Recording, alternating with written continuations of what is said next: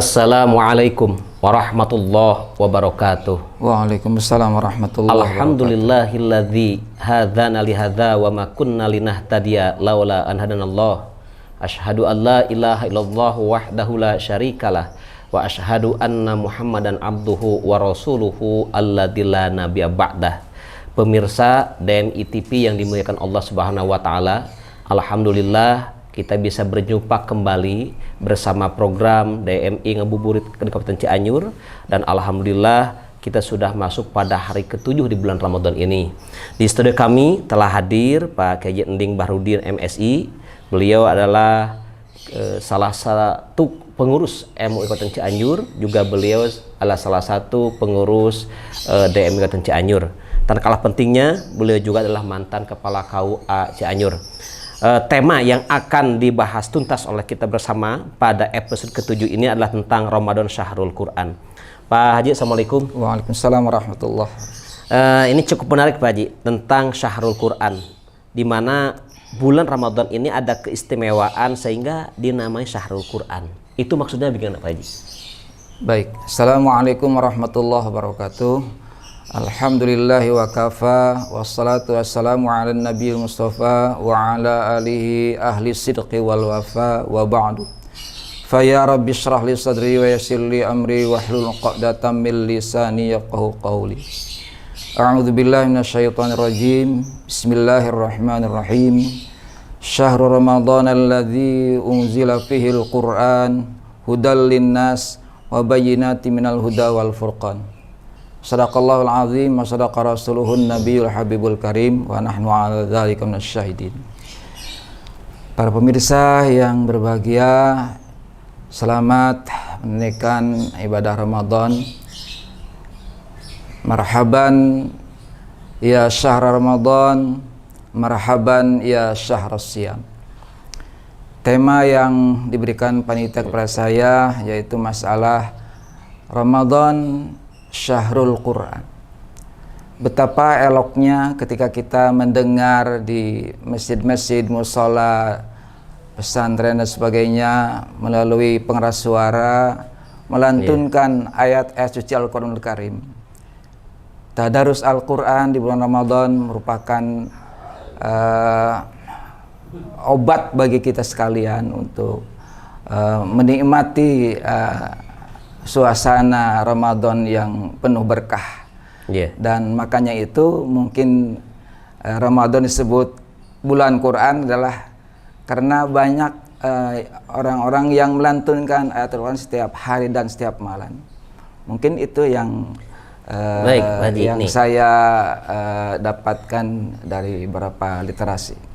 Ramadan ini Syahrul Quran, berarti ada peristiwa yang terjadi semacam bulan Rajab, kita Isra Mi'raj, bulan Maulud juga Maulid Nabi. Nah, bulan Ramadan ini Syahrul Quran, berarti ada peristiwa yang terjadi bulan Ramadan ini. Peristiwa apa yang terjadi di bulan Ramadan sehingga Ramadan disebut Syahrul Quran? Seperti kita maklumi bahwa di bulan Ramadan bukan hanya permasalahan ibadah salat tarawih dan sebagainya, tapi juga masalah Al-Quran, karena di bulan Ramadan ini adalah diturunkannya Al-Quranul Karim oleh Allah Subhanahu wa taala melalui Malak Jibril dan kepada Nabi Muhammad SAW sehingga kepada kita sampai. Saya kira itu mungkin maka Ramadan disebut bulan Quran karena di dalamnya diturunkan Quran, bukan sebaliknya. Bulan Ramadan bulan mulia, oleh karena itu Al-Quran diturunkan, bukan begitu. Jadi bulan Ramadan adalah bulan diturunkannya Al-Quran. Berbagai versi ya, tentunya ada yang 17 Ramadan dan ada yang lainnya. Lepas daripada itu kita sekalian bahwa Al-Quran diturunkan pada bulan Ramadan. Oleh karena itu maka tepat sekali disebutnya Syahrul Quran, Syahrul Mubarak, Syahrul Rahmah dan sebagainya. Ya, ini ketika Ramadan disebut sebagai Syahrul Quran dengan peristiwa turunnya Al-Quran. Nah, kalau melihat latar belakang turunnya Al-Quran, apakah ini jadi motivasi buat kaum muslimin untuk selalu khatam Al-Quran di bulan Ramadan? Ya. Gitu. Betul sekali. Ini sebagai anjuran ya dari Rasulullah. Bahkan ketika para sahabat ada yang menghafal ayat, ada yang mengkhatamkan 1 bulan sekali, ada yang 2 minggu sekali, ada yang seminggu sekali, bahkan ada yang 1 hari 1 malam khatam. Ini juga kita bingung bagi kita ya, karena kita yang pertama tidak hafal, kemudian kita bukan tidak ada thoriqoh atau metode yang spesifik 1 hari 1 malam itu harus khatam. Nggak mungkin kita, kecuali orang-orang ikhtisas, orang-orang yang spesial di dalam bidangnya, sehingga beliau dapat menghatamkan 1 hari 1 malam. Ini dalam pembacaan Al-Quran, ketika kita berbicara qiraah Al-Quran, itu kan harus sesuai dengan ilmu, ya, ilmu tajwid, ketemu kharijul huruf, termasuk ilmu qiraah. Ini para ulama, ada berapa ilmu qiraah nih yang boleh kita membaca Quran? Kadang-kala kan Pak Haji, kita mendengar baca Quran kok beda lah, gitu. Mungkin salah baca Qurannya, padahal memakai ilmu qiraah yang lain, gitu. Bisa dijelaskan Pak Haji itu? Iya.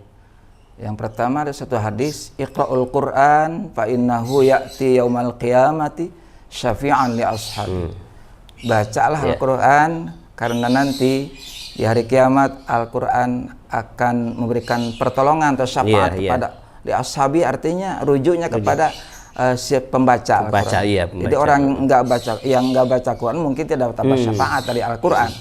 Karena di samping syafaatul uzma dari Rasulullah SAW nanti ada juga syafaat yang pertama dari Al-Quran, yang kedua syafaat dari puasa. Jadi Al-Quran dan yashfa'ani, puasa dan Al-Quran adalah dua-duanya bisa menolong pada kita. Yang pertama adalah itu yang pertama. Yang kedua, khairukum man ta'allamal Qur'an wa 'allamahu atau kama qala al-hadits. Yaitu sebaik-baiknya adalah yang belajar Al-Quran dan mengajarkannya kembali. Ketika kita sudah bisa, jangan coba-coba kalau kita belum bisa baca Al-Quran atau belum khotam Al-Quran, jangan coba-coba mengajarkannya, karena takutnya salah karena ada makharijul huruf, ada sifatul huruf, ada mura'atul ahkam dan sebagainya, sehingga kita harus benar-benar khotam dulu Al-Quran. Minimal khotam itu artinya dia menempatkan 30 juz dengan segala ilmunya. Adapun yang disebut qiraah al-qiraatus sab'i. Itu ya. Mama Koko, Keji Koko Abdul Qadir Razi, beliau mengoreksi selama ini istilah-istilah dalam bidang Al-Qur'an yang pertama al-qiraatus sam'ah. Itu kata beliau salah itu. Salah. Gitu. Yang benarnya itu? Yang benar adalah al-qurra'us sab'i. Pembacaannya bukan qiraatus sab'ah Jadi gaya bahasanya itu yang gaya bahasa di bahkan qiraatus sab'i harusnya. Kita mah jangan coba-coba katanya. Salam itu katanya pakai bismillah. Enggak usah kita mah. Langsung salam itu salam doa katanya. Termasuk itu beliau koreksi itu. Di samping al-qurra'us sab'i artinya pembacaan yang 7 itu ada qalun, ada bukan bayati. Kalau bayati kan nagmah kan? Nagmah, betul. Nagmah juga ada 7 sebetulnya. Nah, ini jadi nagmah itu dalam seni nada mungkin ya. Nada. Ada bayati, ada husaini, ada sika, ada sika hamro, ada sika Mesir dan sebagainya. Jadi itu bermacam-macam. Begitu juga ada yang disebut al-qurra'us sab'i, ada 7 dialek lah atau bacaan yang sudah direkomendasi oleh Rasulullah SAW. Sehingga jangan coba-coba kita menyalahkan orang yang membaca qiraat sab'ah. Nah, itu. Oleh karena itu guru saya mengatakan ketika Muammar di warung kondang itu ngaji qiraat dicampur aduk. Guru saya mengatakan, punten Ustaz, nggak boleh ya qiraat sab'ah diaduk-aduk begitu. Jadi nggak boleh sebetulnya. Jadi antara satu dengan yang lainnya dalam satu bacaan. Itu. Kalau qiraat hafaz, biriwayati Hafsin itu dengan qiraat Syatibiyah itu harus qiraat hafaz saja. Jangan dicampur dengan qiraat yang lain. Satu surat dibaca misalkan, yang pertama qiraat ini, yang kedua ayatnya Musa hafaz, kemudian Warash, Bin Qalun, itu nggak boleh. iya. Jadi yang disebut qiraat sabah itu harusnya per qiraat. Oh, per qiraat. Itu yang bagus. Iya. Ini kan qiraat hafaz, ya. Kemudian qiraat warash. Iya. Karena hafaz dengan warash itu berbeda. Berbeda. Contohnya dalam Fatihah itu Maliki Yaumiddin itu hafaz kan? Makna panjang ya? Iya, maknya panjang. Ketika kita balik ke warash itu nggak bisa begitu. Jadi Maliki Yaumiddin, mimnya dipendekkan. Itu ada perbedaannya gitu. Ihdinas siratal mustaqim. Kan beda dengan warash. Ihdinas siratal mustaqim. Oh iya, mukharijnya beda juga ya itu ya? Jauh sekali, tapi itu benar. Oh benar. Semua yang 7 itu adalah benar. Sudah diadvis oleh Rasulullah SAW. Jadi kita harus mendalami dulu ulumul Quran dan ulumul qiraat. Ulumul qiraat sab'i gitu. Semacam ini Pak Haji, ketika para imam di Masjidil Haram itu kalau membaca an'amta, taknya itu seperti ca, an'amta alaihim, nah gitu. Itu kira apa itu? Ya itu sebetulnya masih qiraat hafaz. Karena kebanyakan, tapi ada juga di imam Haramain itu ada juga yang membaca warash ya. Tapi kebanyakan hafaz. An'amta itu include sebetulnya. Jadi tidak boleh dengan desis kan, sifatnya huruf ta itu dengan kaf itu ada desis ya. Jadi artinya jadi ada itu. An'amta iyyaka nggak boleh. Iyyaka karena include sudah sifat itu. Sifat Kemudian an'amta nggak boleh an'amta. Assalamualaikum warahmatullahi wabarakatuh. Itu nggak boleh. Nggak boleh. Itu mah penyanyi mungkin bisa ya. Mungkin bisa. Kalau penyanyi kan mungkin. Tapi kan gak, sama ya penyanyi juga kalau bahasa Arab. Mungkin nggak ngaji tajwid kalau artis ya. Boleh-boleh saja kita. Assalamualaikum warahmatullahi wabarakatuh. Kalau mau balik Cianjur apalagi nggak boleh. Mungkin itu dialeknya aja gitu Pak Haji. Dialek itu orang itu. Terus ada yang gini baca ini Pak Haji. Saya pernah mendengar ada imam membaca dalam Fatihah itu. Malaikat iya ka na'budu, nah yang begitu itu qiraat apa itu? Iya sebetulnya masih qiraat hafaz. Oh hafaz. Tapi seolah dipisahkan antara iya dan ka itu seolah dua kalimat yang berbeda. Gitu. Itu anggapan mereka, bahkan sekarang banyak orang yang begitu. Karena katanya kalau iya karena berdua iya karena nasta'in, katanya karena nasta'in itu nama setan. Kata beliau begitu alasannya. Tapi ini kita jangan bicara masalah setan dulu ya. Kita masalah kaidah tajwid ya. Karena itu adalah iya karena berdua iya karena nasta'in. Yang benar itu gitu. Yang benar yang dilangsungkan, tidak ada jeda, tidak ada sakta. Gitu. Iyyaka na'budu wa iyyaka repot tuh. Iya, memang ada beberapa. Ada. Sampai saya ngobrol, kenapa kok bisa begitu? Jawabannya, iya kan kalau kap itu, ka itu pembacaannya setengah cenah gitu ya dari kop. Jadi ada apa pepes jeung orang Sunda mah gitu. Tapi dipikir ini masuknya qiraah mana? Kita kan tidak bisa keluar dari qiraah yang tadi teh ya itu yang dibicarakan gitu. Baik. Ini ketika berbicara syahrul Quran bulan Ramadan, Quran diturunkan. Seberapa penting kita harus hafal ilmu tentang Al-Quran? Itu Pak Haji. Itu. Betapa sangat pentingnya karena ini kesempatan kita, momentum yang sangat baik bagi umat Islam untuk ta'ziman wa takriman lil Qur'anil Karim. Ta'ziman wa takriman li Rasulillah SAW. Ta'ziman wa takriman mungkin li Jibril dan sebagainya. Betul. Kalurang Gusti Allah SWT.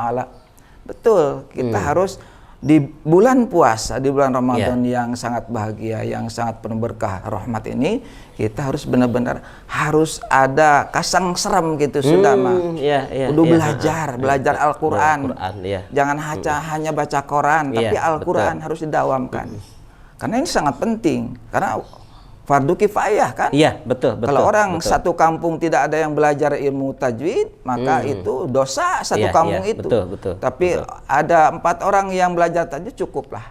Maka karena itu fardu kifayah. Tetapi melarapkannya, menasarukunnya, mengaplikasikannya ilmu Al-Quran atau tajwid kepada bacaan itu adalah fardu ain. Itu iya, pentingnya iya, kita. Artinya belajar di bulan Ramadan ini sangat-sangat diharapkan bagi orang-orang yang belum bisa baca Al-Quran. Karena orang yang tak tahu itu yang terbata-bata dapat 2 pahala. Apalagi yang orang yang lancar, ma'asa faratil baroroh. Nah, ada ini nih, ada apa? Bukan adat kebiasaan yang berlaku di kita kan. Kalau kita lagi sekolah dulu itu, kalau ada orang yang menyanyikan lagu Indonesia Raya itu harus berhenti mendengar. Nah, sementara kayak itu ada orang yang baca Quran kayak itu tidak berhenti, acuh saja, bahkan orang ngobrol-ngobrol baca Quran. Ini bagaimana menyikapi orang seperti ini, ya Pak Haji? Tugas kita sebagai muslim, wa tawassaw bil haqqi wa tawassaw bis sabr. Saling menasihati. Wa ta'awanu 'alal birri wat taqwa wa la ta'awanu 'alal itsmi wal 'udwan. Kita sebaiknya face to face. Bahkan ada seorang imam yang salah juga jangan langsung ditegur, itu etika. Bawa ke kamar, kita punten pangresa tadi teh awasan teh asa benten sareng pendapat abdi. Betul. Harus paduduaan gitulah kata Sunda. Jangan tidak boleh langsung begitu. Menjaga etika, menjaga privasi beliau, menjaga keilmuan, dan itulah adab seorang makmum kepada imamnya. Jangan sampai frontal. Betul.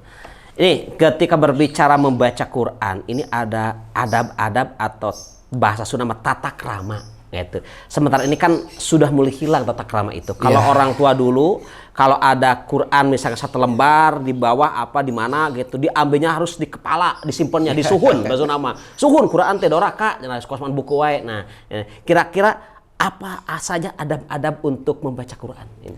Gitu. Yang pertama tentu seorang muslim.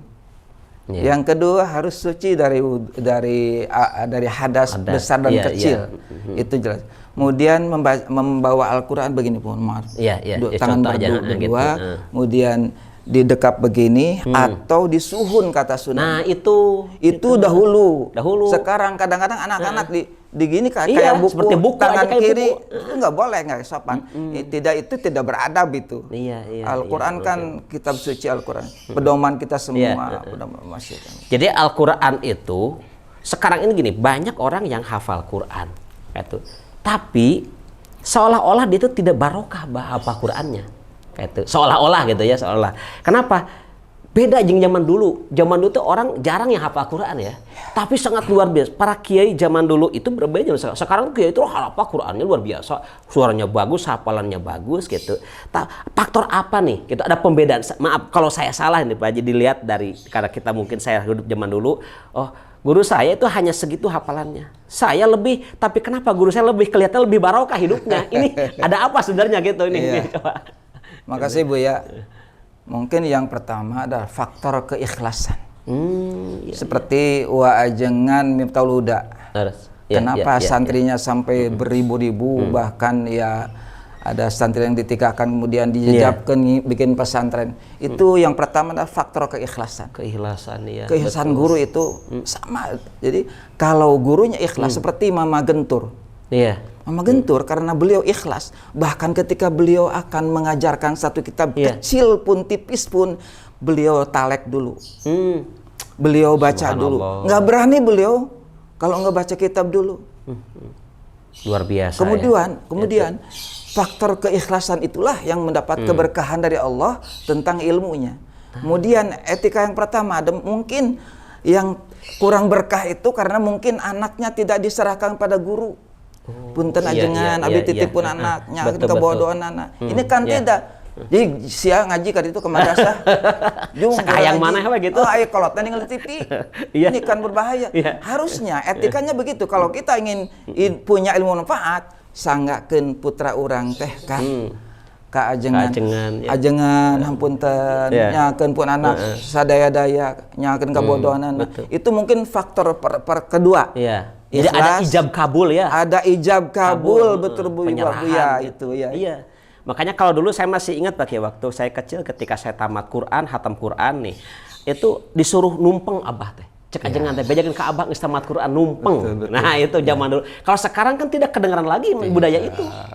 Bahkan ketika ada pernikahan dulu itu khotam Quran itu dulu, betul. boy. Sekarang kan nggak ada.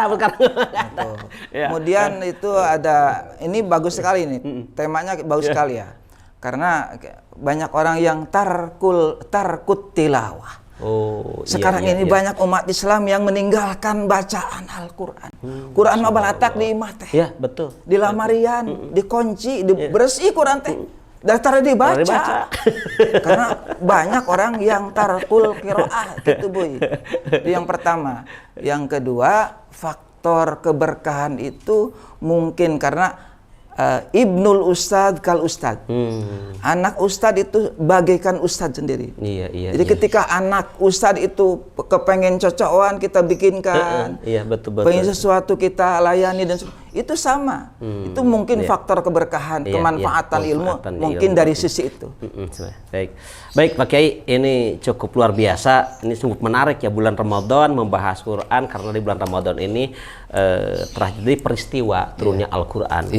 Pemirsa yang berbahagia, demikianlah bincang-bincang kita bersama Demi di bulan Ramadan ini pada hari ke-7 itu, dan pada kesimpulannya adalah bahwa kita selaku kaum muslimin tidak boleh meninggalkan bacaan Al-Quran, karena Al-Quran adalah wahyu Allah dan Al-Quran adalah mujizat terbesar Nabi Muhammad SAW.